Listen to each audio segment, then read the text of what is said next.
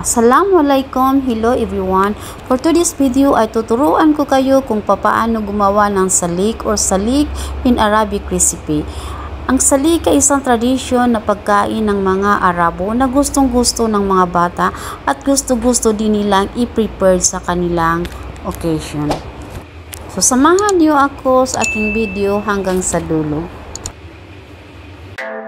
Magbabad muna tayo ng tubig. Ang ginamit ko ay half glass bowl Egyptian rice. So, ginabad ko muna ng tubig ng 30 minutes. So, iset aside muna natin ang ating binabad na rice. So, nagpakulo muna tayo ng tubig. Hintayin natin na kumulo ang ating tubig. So, after kumulo na, ilalagay na natin ang ating chicken. So, malalaki yung hiwa ang ating chicken. Huwag yung hiwain na maliliit. Hindi, maglagay tayo ng buong onion. 4 na pirasong cardamom. Maglalagay tayo ng black pepper na whole, hindi siya yung powder.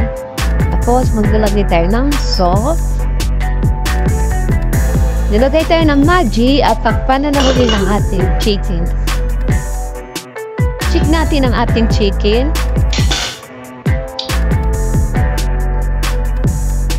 So, luto na siya. So, maglalagay tayo ng tanglad para mapamuk. Tapos, takpan natin ng mga 5 minutes ulit. So, after 5 minutes, i-open natin ang ating chicken.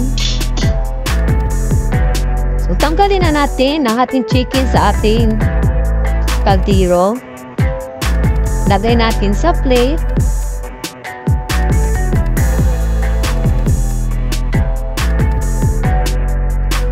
Tatanggalin natin ang ating onion at i-distract na natin.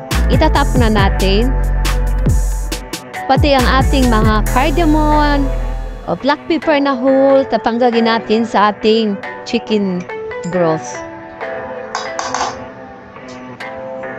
After that, ilalagay natin ang ating binabad na rice sa tubig for 30 minutes.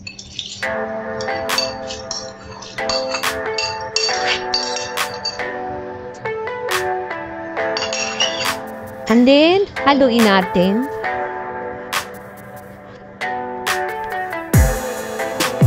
So, gagawin natin siyang parang lugaw sa ating Pilipinas. Pero dito sa Saudi Arabia, ang tawag nila dito ay salik. Ito ay isang famous na pagkain ng mga Arabo na pwede itong ihain tuwing may occasion at gustong-gusto ng mga bata.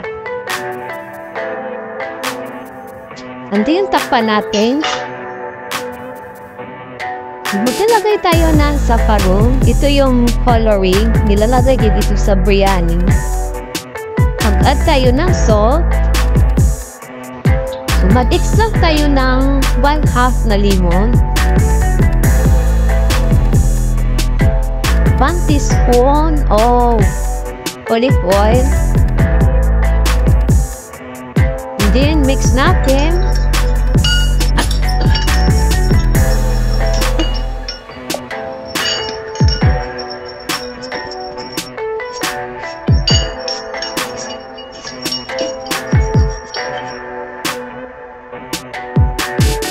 So, after ma-mix natin, ilalap natin sa ating chicken.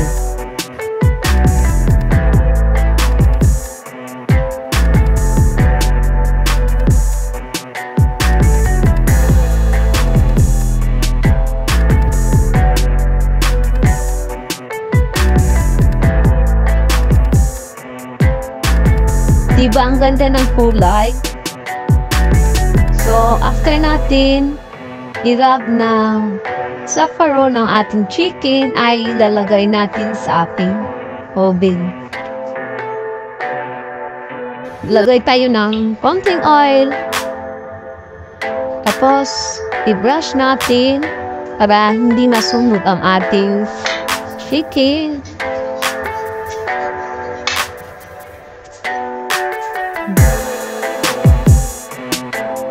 Ilalagay na natin ang ating chicken at ilalagay natin sa oven.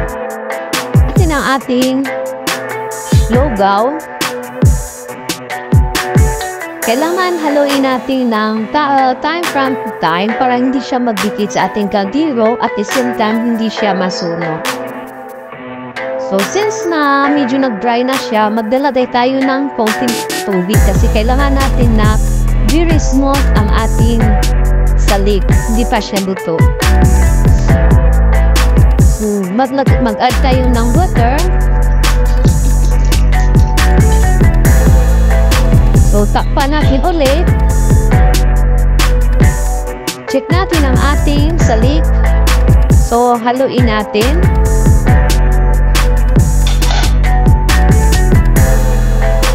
So, check natin if malambot na. So, medyo malambot na siya. Pero kailangan kasi yung sticky siya. Ito hindi pa siya nagiging sticky. So, kailangan pa natin ng few minutes para magiging ma-achieve natin ang ating salik. Ang pinakagusto nating salik. Then maglagay tayo ng fresh milk. Maglagay din tayo ng milk powder na 2 tablespoon. Tapos haluin natin.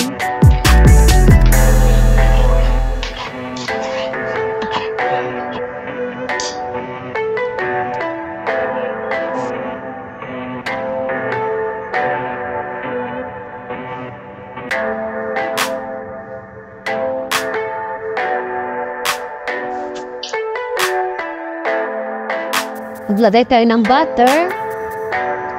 Tapos, i-dissolve natin ang ating butter. Haluin natin hanggang sa hindi ma-dissolve ang ating butter. So, no need na ito. Tanggalin na natin ang ating lemongrass. Ito ay pampapamot lang. So, i-distract na natin. So, haluin natin hanggang sa hindi mag-dissolve ang ating butter.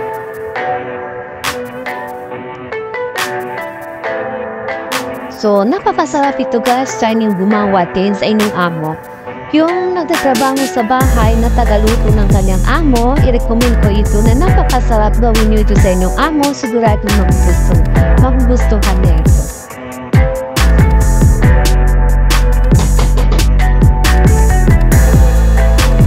So, haluin natin ang haluin para hindi masunog ang sa ilalim. At hindi rin lumiki, kailangan medium yung heat natin, yung apoy natin i-medium nyo. Tapos, hanggang sa hindi ito siya medyo mag-dry. So, pan-dry na siya, mag-sticky na siya, na-achieve na natin ang ating salik. Check natin ang ating salik.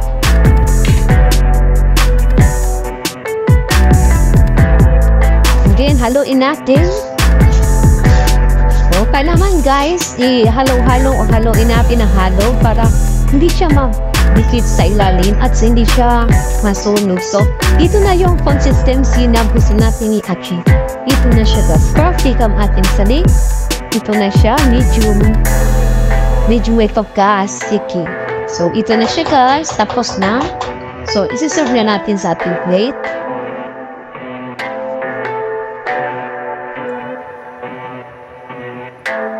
Natin ng ating salik kasi medyo malakot siya at hindi siya matubig. Ito yung gustong-gusto talaga ng mga ibabaw niya.